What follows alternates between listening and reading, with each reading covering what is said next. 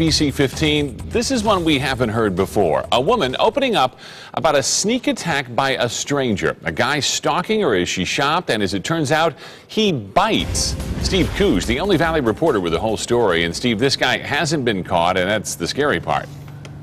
Definitely. Police say if this man will bite a woman inside a very public place like a Target store, there's no telling what he'll do next. I spoke with the victim, and this is how she described the attack to me. She says she was walking through the women's clothing department when all of a sudden an unknown man approached her, dropped to the ground, and began biting her feet. Yeah, that's right, biting her feet.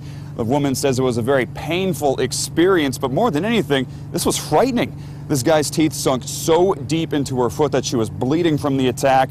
She was able to kick him off of her and go for help. The man was able to leave the Target store, unfortunately, though, before any security could stop him. Shoppers tell me this whole attack has them very just disturbed. This guy just falls to the floor, grabs her right foot, and bites her. And I mean, he doesn't just take a little bite and take off. He bites her foot to the point where she's shaking her foot, trying to get him off. That is my biggest concern right now. If he's willing to do it to this young lady inside the Target store, he's willing to do it to anyone, anywhere. The woman was taken to the hospital and treated for the bite, as well as given shots to prevent any kind of infection, because the human mouth is full of all sorts of germs and bacteria which she could contract.